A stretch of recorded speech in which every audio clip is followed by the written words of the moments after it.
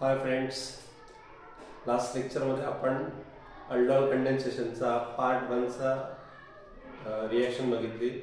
त्याचा व्हिडिओ आपण अपलोड केलेला आहे, तुम्ही पार्ट 1 मध्ये जाऊन बघू शकता.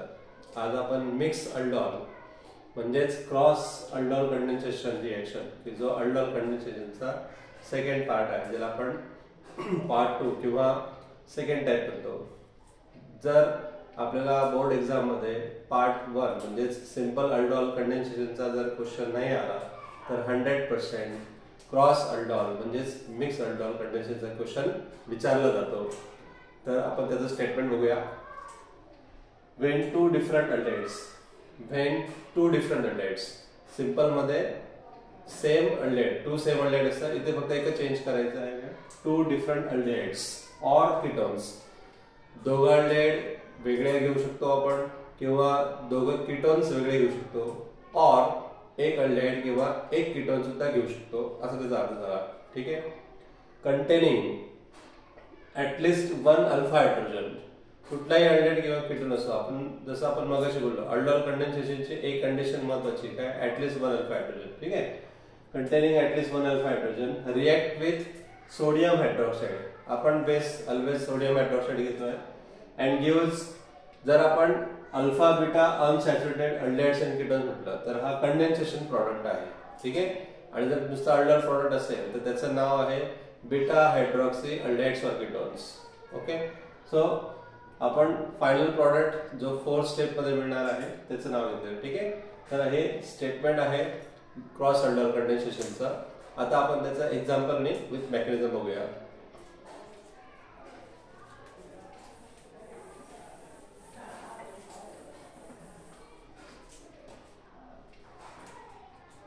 Example, when formaldehyde and acetaldehyde react with NaOH and then question mark.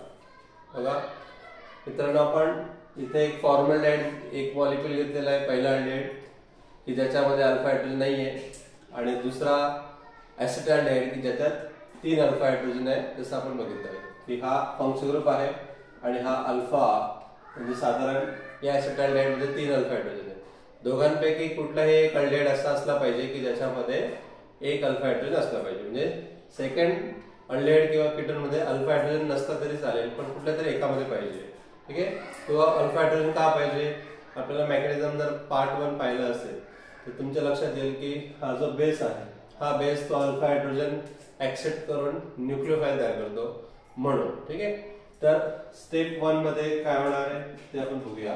की हा जो ऍसिटाल्डिहाइड आहे त्याची ऍडजस्टमेंट आपण अशी करायची आहे की एक हायड्रोजन, एक अल्फा हायड्रोजन असा ऍडजस्ट करायचा आहे आणि त्याची रिएक्शन सोडियम हायड्रॉक्साइड लावायची आहे.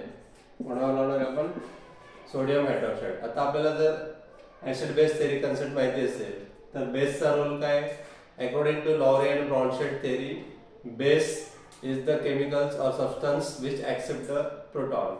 म्हणजेच हा बेस जो आहे हा प्रोटॉन ऍक्सेप्ट करेल आणि या CH2 ला न्यूक्लियोफाइल मध्ये कन्वर्ट करेल. तर इथे CH2 निगेटिव्ह बनेल, C डबल बॉन्ड OH, आणि या OH ने हा H घेतल्यावर काय बनेल, H2O, आणि हा सोडियम त्या निगेटिव्ह चार्ज कडे काय करेल, इथे सॉल्ट तयार करेल. So this is called nucleophile. आपण याला न्यूक्लियोफाइल म्हणतो. सो फर्स्ट स्टेप मध्ये आपल्याला ज्या अल्डिहाइड मध्ये अल्फा हायड्रोजन आहे त्याची रिएक्शन बेसवर लावायची आहे, दुसऱ्या अल्डिहाइडची नाही. हे लक्षात ठेवा. का, कारण की alpha hydrogen base proton accept करेल आणि न्यूक्लियोफाइल तयार करेल. आता स्टेप 2 मध्ये जो फॉर्मल्डिहाइड आहे दुसरा अल्डिहाइड आणि न्यूक्लियोफाइल या दोघांची रिएक्शन करायची आपल्याला. तर हा जो न्यूक्लियोफाइल आहे पहिल्या स्टेप मधला तो दुसऱ्या अल्डिहाइडशी रिएक्शन करेल. दुसऱ्या अल्डिहाइड मध्ये म्हणजे दुसऱ्या मॉलिक्यूल मध्ये अल्फा हायड्रोजन असला किंवा नसला तरी चालेल, पण ऍटलीस्ट एकामध्ये पाहिजे. तर हा अटॅक कार्बोनिल कंपाऊंडवर होईल, याला आपण न्यूक्लियोफिलिक ऍडिशन म्हणतो. हा ऑक्सिजन निगेटिव्ह होईल आणि इथे HCO निगेटिव्ह आणि हा H. बघा हा कार्बनचा हायड्रोजन आपण इथे दाखवलेला आहे आणि हा H इथे बाजूला दाखवलेला आहे. बॉन्डिंग कोणामध्ये होणार आहे तर न्यूक्लियोफाईलचा जो CH2 आहे तो आणि या फॉर्मलडेहाइडच्या कार्बनमध्ये. तर हा CH2 C double bond OH आपल्याला हा ॲज इट इज लिहायचा आहे. ठीक आहे. आता हा O निगेटिव्ह, हा जो ऑक्सिजन निगेटिव्ह झालेला आहे तो ऑक्सिजन निगेटिव्ह काय करेल, एक हायड्रोजन ऍक्सेप्ट करेल स्टेप 3 मध्ये. तर स्टेप 3 मध्ये पुन्हा आपण त्याला लिहिताना असं लिहूया, मी CH2O मायनस, म्हणजे मी हायड्रोजन पण या CH बरोबर दाखवला, CH2 झाला.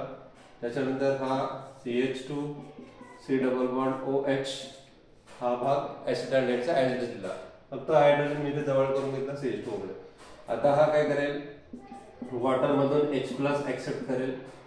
तर हा CH2 O निगेटिव्ह जो आहे हा वॉटर मधून एक हायड्रोजन ऍक्सेप्ट करेल आणि काय होईल, OH होऊन जाईल. तर इथे CH2 इथे हा काय झाला, आता O निगेटिव्हने H घेतल्यावर काय झाला, OH झाला. त्याच्यानंतर हा CH2 आणि C double bond OH as it is. ठीक आहे. तर आपण याला अल्डोल प्रॉडक्ट म्हणतो. दिस इज कॉल्ड, हा अल्फा आणि हा काय बीटा हायड्रॉक्सी. तर आपण याला बीटा हायड्रॉक्सी अल्डिहाइड म्हणजेच अल्डॉल, याचं प्रॉडक्टचं नाव काय आहे तर बीटा हायड्रॉक्सी अल्डिहाइड. हे कॉमन नेम आहे किंवा आपण त्याला सरळ अल्डॉल म्हणू शकतो. That is called aldol. ठीक आहे. आता फोर्थ स्टेप, जर आपण या OHचा H आणि हा अल्फाचा H जर आपण हे वॉटर रिमूव्ह केलं, बरोबर आहे, अल्फा कार्बनचा हायड्रोजन आणि बीटा कार्बनचा काय OH जो इथे तयार झालेला आहे, जर आपण हा H2 काढला तर इथे अल्फा आणि बीटा मध्ये काय येणार आहे, डबल बॉन्ड येणार आहे. त्यालाच आपण स्टेटमेंट मध्ये अल्फा बीटा अनसॅच्युरेटेड अल्डिहाइड्स असं म्हटलेलं आहे. तो आपला फायनल प्रॉडक्ट ज्याला आपण कंडेन्सेशन प्रॉडक्ट म्हणतो. ठीक आहे. तो प्रॉडक्ट मी इथे दाखवतो. तर स्टेप 4 मध्ये आपण तो प्रॉडक्ट लिहूया, CH2OH CHH C double bond O आणि H, राईट. तर हा OH आणि H आपण वॉटर काढला तर आपल्याला डबल बॉन्ड काय, CH2 डबल बॉन्ड CH आणि C double bond OH C double bond OH असा आपल्याला alpha beta unsaturated carbonyl compound आपल्याला मिळतो. तर हा आपला मिक्स अल्डॉल कंडेन्सेशनचं स्टेटमेंट, रिॲक्शन विथ मेकॅनिझम दरवर्षी 4 मार्क्सला फिक्स विचारला जातो. So thank you for watching and please like and subscribe and comment if you doubts.